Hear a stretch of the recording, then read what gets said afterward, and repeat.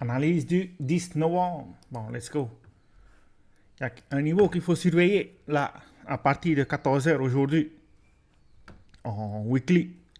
C'est, si je prends la fibre, ce que je trace, le swing high et swing low, hein, on a ce niveau-là à surveiller. C'est 78, 726.9. Ça, c'est un niveau très important. Si Bitcoin arrive à clôturer aujourd'hui au-dessus de ce niveau, si je vais en daily, si on arrive à clôturer au-dessus de ce niveau-là, ben, c'est vraiment bullish pour la suite. Ah. Bon, même si c'est déjà bullish en ce moment. D'ailleurs, depuis ce matin, c'est non-stop. Là, ça commence un peu à se calmer. Il est 9h50. Mais depuis ce matin, 4h, il y avait plusieurs opportunités à saisir. Surtout pour ceux qui sont en day scalping, day trading, ceux qui prennent des momentum trades.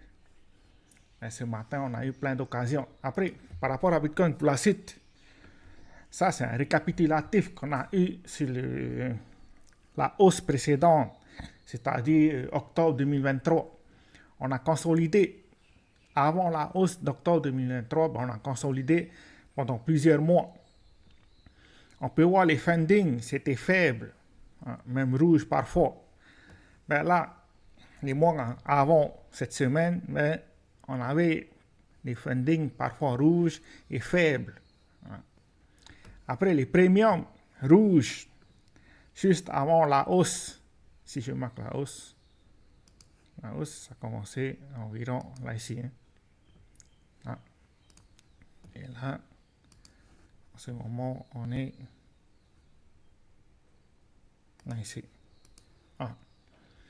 Mais si on regarde, il y a des similitudes. Par exemple, là, de faibles funding, par ici, pareil. Il y a eu de faibles funding tout le long, c'est-à-dire pendant qu'on a consolidé. Après, premium rouge, juste avant la hausse. Premium rouge, juste avant la hausse. Voilà. Donc, ça, c'est que le début. Parce que je vois sur les réseaux sociaux qu'il faut prendre ses profits, ça y est, c'est la fin, il y a une divergence. C'est pas encore le moment, on vient à peine de commencer là. Voilà. Ça, c'est une chose. Après, bon, à un moment donné, il y aurait un flush out. C'est-à-dire qu'il y a des stop loss qu'on va venir chercher, il y a des gaps qu'on va probablement combler. Et il y a plusieurs stop loss qu'on peut venir chercher. Parce que tout ça, c'est des liquidités que le marché n'a pas retestées. C'est-à-dire que la mèche qui se trouve là, ici est au-dessus de la mèche précédente, pareil pour l'autre. Sur tous les 3 jours qu'on a eu, mais les mèches sont au-dessus des mèches précédentes. Donc ça veut dire qu'on n'est pas venu casser les stop loss avant de continuer notre tendance haussière. Ça c'est très important parce que arrivé à un moment donné, peut-être pas cette semaine, peut-être plus tard, dans 2-3 semaines, bien un mois, mais arrivé à un moment donné, on va venir casser tous les stop loss. Ben, la baisse qu'on va avoir, il y a des fortes probabilités que les institutions vont se précipiter sur le marché et ça va à peine durer une journée avant de reprendre notre tendance haussière. Voilà. À peu près ce style de scénario. On vient nettoyer tous les stop loss qu'il y a eu là ici. Là. On vient casser tout ça. Et puis après, les institutions interviennent et le prix repart. Voilà. Ben, il y aurait ce style de scénario. C'est pour ça que la prochaine baisse en dessous des mèches précédentes, ben, il y aurait des opportunités d'entrer sur le marché pour tous ceux qui n'ont pas pu entrer. Parce que la plupart des gens attendaient la cassure du niveau des 74 000 pour pouvoir se positionner sur le marché.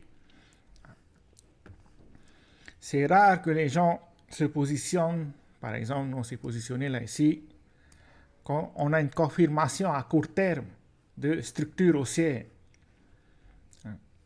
Ben, la plupart des institutions viennent juste des institutions.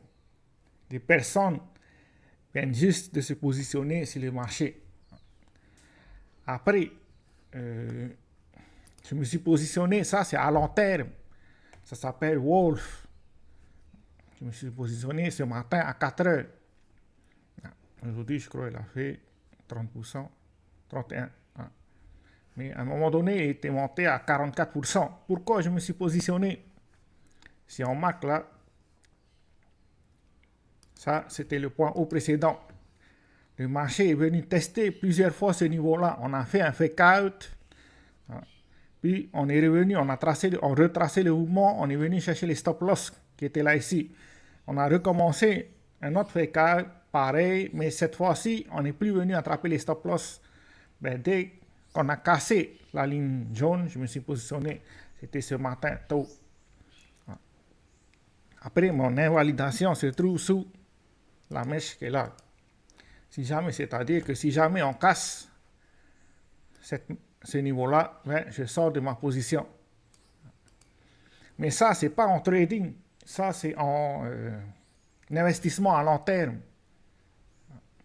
Bon, pour tous ceux qui ne connaissent pas ça, on ne peut pas trader cette crypto. C'est que des spots pour le moment. Mais le temps que ça arrive sur les échanges comme Binance, Bybit et autres, c'est déjà trop tard. Il fallait déjà se positionner avant tout le monde. Comme ça, quand les gens arrivent à investir grâce aux échanges, vous sortez de vos positions. Voilà, c'est la fin. C'est tout ce qu'on a pour aujourd'hui. Ciao, ciao.